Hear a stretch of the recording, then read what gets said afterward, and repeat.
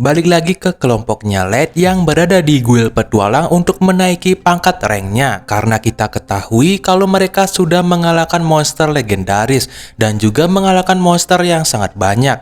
Tapi pada nyatanya mereka tidak bisa menaiki pangkat secara instan karena sudah tertera peraturan untuk menjadi seorang petualang harus melalui proses yang sangat lama. Itu disebabkan mereka baru menjadi petualang hanya 2 hari. Jika ingin menaiki pangkatnya lagi, maka mereka harus melakukan hal yang besar. Contohnya bisa mengalahkan monster legendaris lagi atau menyelesaikan misi yang sangat besar. Setelah itu mereka pun melihat ada misi untuk menangkap seorang pembunuh. Kelompoknya Light pun mengambil misi itu untuk menaiki pangkatnya lagi. Namun tiba-tiba ada sesuatu muncul di hadapan mereka. Sebuah dimensi lain yang ternyata di sana ada sosok yang keluar. Mengira itu musuh, mereka pun siap siaga. Apakah ini ada kaitannya dengan Master? Atau mereka bisa ketahuan oleh seseorang? Tapi ternyata muncullah sebuah sosok. Sosok itu ternyata adalah Mia. Mengetahui hal itu mereka pun kaget. Kenapa Mia bisa datang ke sini dengan portal teleportasi?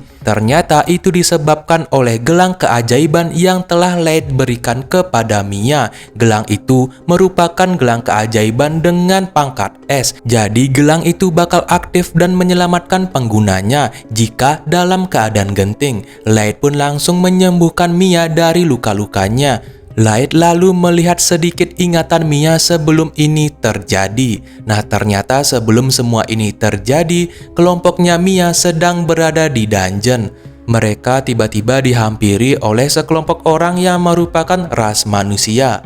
Mereka mengingati kelompoknya Mia untuk segera kembali ke penginapan karena dungeon ini sudah tidak aman lagi. Itu disebabkan tentang rumor pembunuh yang mana pembunuh itu membunuh para petualang tapi hanya membunuh manusia saja. Mengetahui hal itu, mereka semua pun pergi dari dungeon ini sampai larut malam menuju ke penginapan. Tapi tiba-tiba mereka dihampiri oleh dua pria misterius. Ya, itu sudah jelas kalau mereka berdua adalah Kyoto dan juga Yanak. Nah, sempat-sempatnya kelompoknya Mia mengira kalau mereka berdua itu adalah ras manusia karena telah menutupi wajahnya yang padahal mereka berdua adalah seorang elf. Mereka yang nggak tahu memperingati kedua orang itu kalau ada pembunuh yang mana pembunuh itu membunuh para manusia dan menyarankan mereka untuk melarikan diri juga. Tapi ternyata mereka berdualah yang merupakan seorang pembunuh petualang itu. Itu ngebuat kelompoknya Mia sangat ketakutan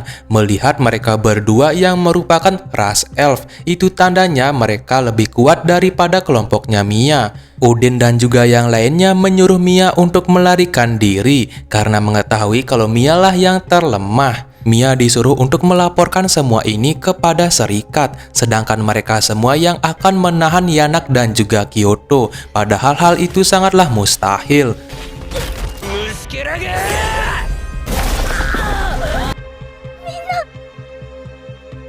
ワーディが叫ぶの初めて聞いたっす。早く逃げろ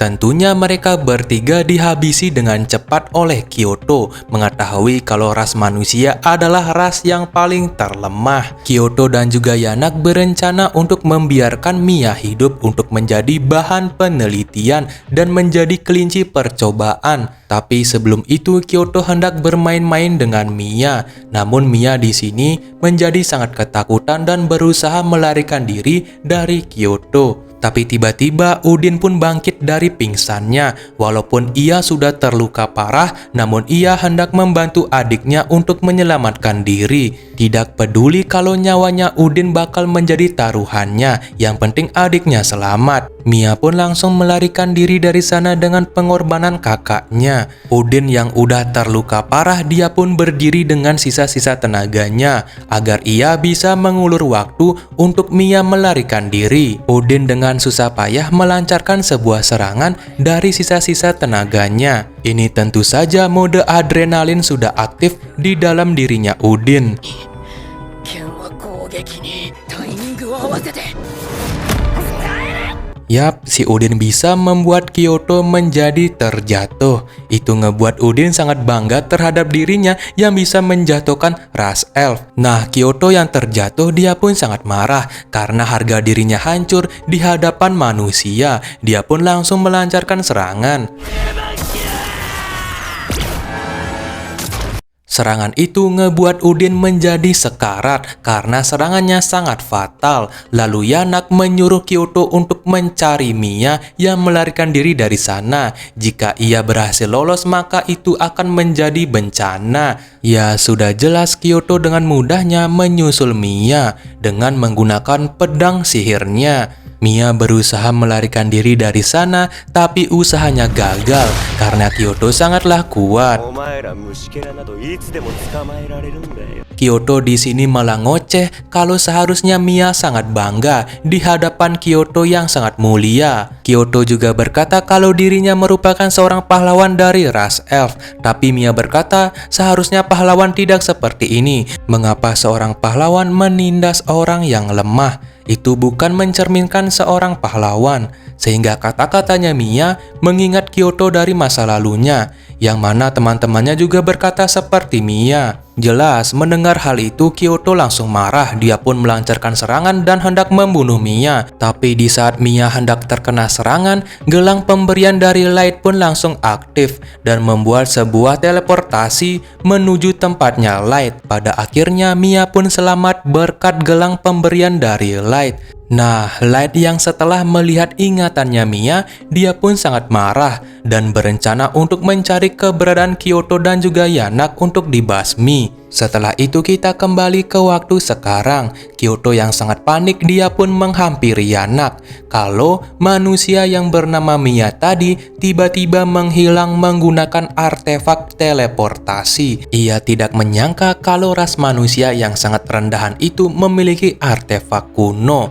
Nah, Yanak pun sangat panik karena jika mereka ketahuan oleh serikat tentang pembunuhan ini, maka mereka akan dicap sebagai penjahat. Bahkan atasan mereka dan juga rekan-rekan mereka akan mencari keberadaan mereka untuk dibasmi. Mendengar hal itu, Kyoto pun sangat panik, begitu pula dengan Yanak. Namun Yanak berusaha untuk menenangkan keadaan dengan berkata, jika ia hanya perlu menyelesaikan penelitiannya saja untuk ngebuat Kyoto bisa naik level lagi. Jika Kyoto sudah naik level, maka ia bisa memberontak kepada atasan dan tidak perlu takut dalam hal apapun. Namun tiba-tiba Light pun datang di sana. Padahal Kyoto dan juga Yanak hendak pergi dari sana, tapi Light langsung menghadang mereka dan berkata kalau mereka harus mati di sini. Kyoto yang mendengar hal itu dia pun tertawa. Kenapa lagi-lagi manusia sangat berlagak? Harusnya manusia tidak banyak tingkah karena lemah.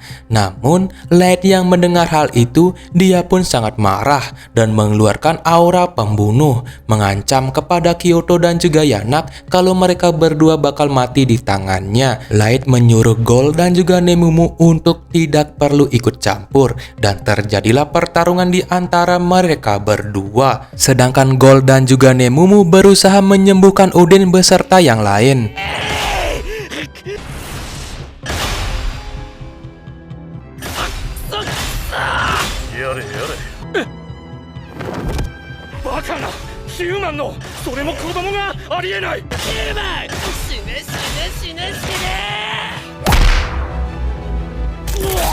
Tentu saja Light dengan mudah mengalahkan Kyoto, tapi Kyoto langsung melancarkan serangannya lagi yang bisa membuat pedangnya menjadi sangat banyak, yaitu pedang sihir berupa pedang cahaya. Melihat pedang sihir itu, Light pun tertawa. Dia pun langsung menunjukkan sihir yang sesungguhnya. Light mengeluarkan sihir esnya. Sihir ini hampir mirip sama Kyoto, tapi ini lebih menyeramkan. Kyoto yang melihat hal itu dibuat keheranan kenapa bisa.